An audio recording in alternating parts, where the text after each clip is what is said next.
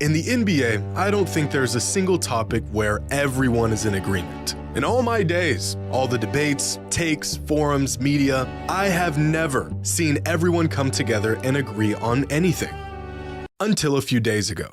All thanks to this man. In a collective act unlike anything we have ever seen, NBA players have joined forces all to tell this guy he's wrong. The worst part? He might be right. I have to watch the NBA Finals, and they have world champion on their head. World champion of what?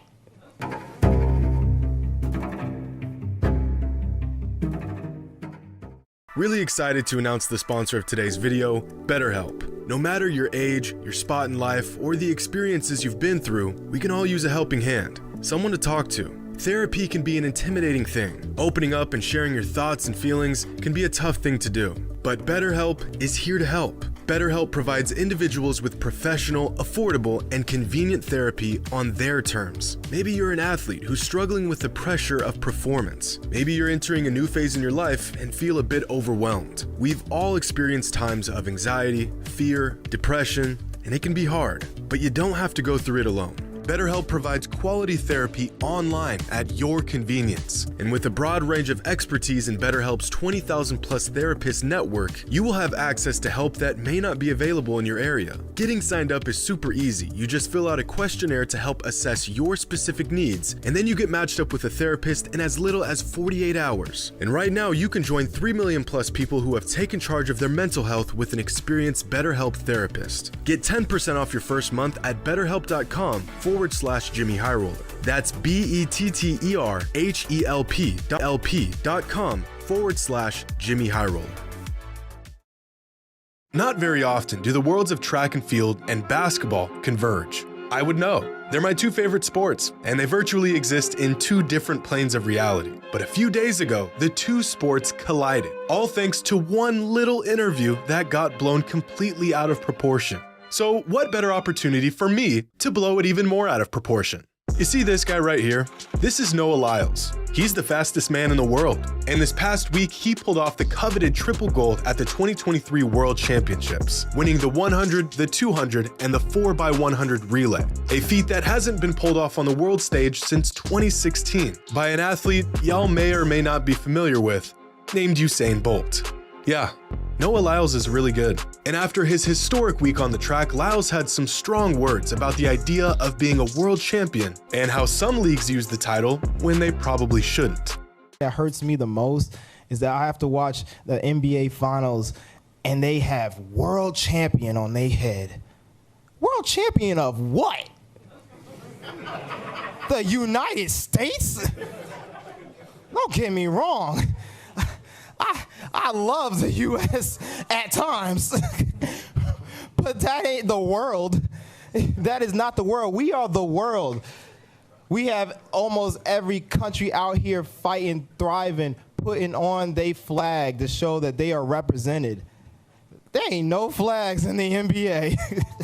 Now, this sentiment of a domestic league claiming a world championship despite never facing other countries to win the title has been echoed for years, and it makes sense. In order to be a world champion, you need to beat the rest of the world. In 2010, Greg Popovich, who has been the head coach of the US men's national team since 2019, said it doesn't make sense for an NBA team to call themselves the world champions. I don't remember anybody playing anybody outside of our borders to get that tag. Popovich, along with countless others, agree with Lyles. There's not really much to debate here. Until NBA players saw the interview.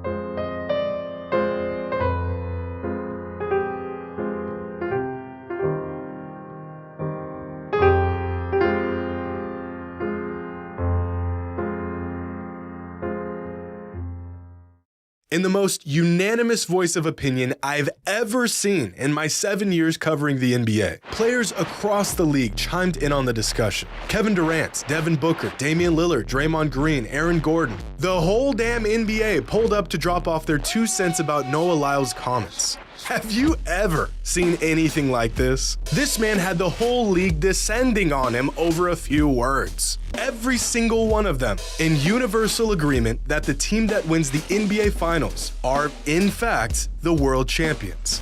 And you know what? They're right. The team that wins the NBA Finals in any given season are the world champions. And here's why. See, I love track and field. I ran it in college. It was my best sport. One of my closest friends, CJ Allen, represented the US and ran at the World Championship meet this past week. And so I feel I have a solid perspective on this debate. I understand where Noah is coming from. He didn't just earn the title of world champion by simply being the best in the world. He earned the title by beating the best in the world. The title of world champion doesn't inherently come from being the best in the world. It comes from winning a competition that includes the entire world. Or does it? See, in most other sports, like the vast majority of sports, in order to be crowned a world champion, you must win some form of competition or tournament on a world scale. Whether it's the World Championships, the Olympics, the FIFA World Cup, even the Little League World Series. A lot of sports fans believe the route to win a world title means beating the rest of the world, and rightfully so. But when it comes to basketball, specifically the NBA, I would disagree.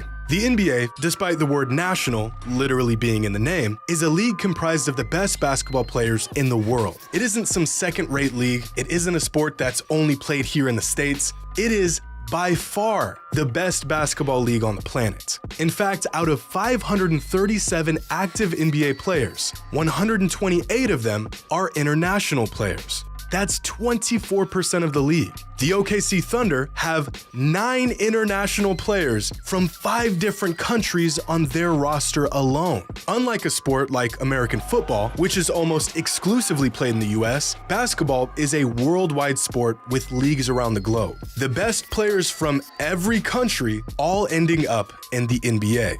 Now sure, the NBA Finals isn't technically the World Championship by definition, but an NBA championship team is naturally the world champions since the league is home to the best talent in the world.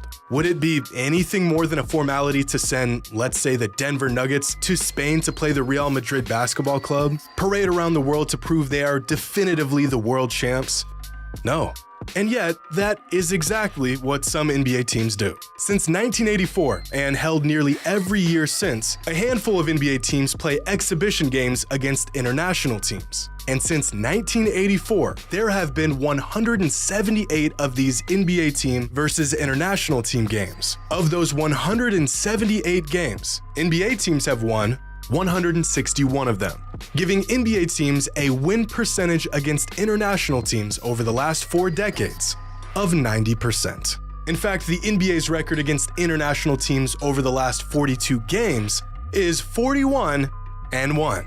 Look at this. The Blazers were one of the worst teams in the league last season, won only 33 games. I would know, unfortunately, they're my team. Last October, they faced this team, a team out of the Israeli National Basketball League with a name I won't even try to pronounce. And the Blazers blew them out by 53 points. Here's another game from last season, where a ragtag OKC Thunder lineup played a game against a team from the Australian National Basketball League and beat them by 33 points. Half of these Thunder players don't even see the court in the NBA, and they still blew this team out. In 2019, the Cavaliers, who were the worst team in the entire league, faced off against one of the better teams in South America and smoked them by 31. This Cavs team was the worst team in the entire NBA, and they still ran a premier international team out of the building.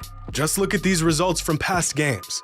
They're almost all like this. NBA teams don't face international teams for world basketball supremacy because they don't need to. The best teams in the world, without exception, are all here in the NBA. If there was a world tournament for every pro basketball team to have a shot at winning a world championship, the last team standing would just be NBA teams, and then we just added a whole bunch of steps to what we already know as the NBA playoffs. But you don't even have to look into international competition to see how the NBA is a worldwide league. Last season, 6 of the top 8 NBA MVP candidates were international players. The player who won the award, an international player, as was the MVP in 2022 and 2021 and 2020 and 2019. And in terms of odds, the player who is favored to win the MVP this upcoming season is an international player. So is the player in second and third and fourth. The first overall pick in this year's NBA draft is from France. And this is really nothing new. 10 years ago, the San Antonio Spurs roster consisted of 10 international players, which was more than the number of US-born players on their roster. Now, we do not have a world championship tournament or competition for individual teams, and I don't think we will anytime soon. But we do have the next best thing, the Olympics and the FIBA Basketball World Cup. And you don't need to be a fan of basketball to know how these games play out. In 1992, the USA men's national team began filling their roster with professional players from the NBA as opposed to amateur players like they did in past years. This is what led to the inception of the Dream Team. And since 1992, the US men's basketball team has played in 15 world basketball tournaments. That's both the Olympics and the FIBA Basketball World Cup. Out of those 15 world tournaments, the US won 10 of them and medaled in 13. Their total win-loss record throughout that 32-year span, 111 and 12. 12 losses in 32 years. The average margin of victory for the US men's basketball team in international competition, plus 26 points per game. For perspective, the largest margin of victory throughout the 2023 NBA season was plus 6.5 by the Boston Celtics. The worst team in the NBA last season had a margin of victory of -10. When the US sends out a basketball team for international competition, the gap between them and the rest of the world is larger than the gap between the best NBA team and the worst NBA team. So, does winning the NBA Finals truly make a team the world champions? Well, technically, no. They don't face any international teams, they don't win a world competition, so by definition, they are not world champions. But I mean, come on.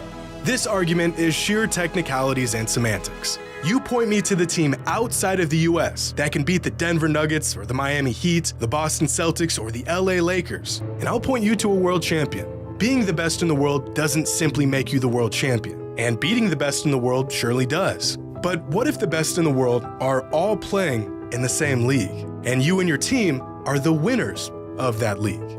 Well, in my opinion, for whatever it's worth, that makes you the world champions.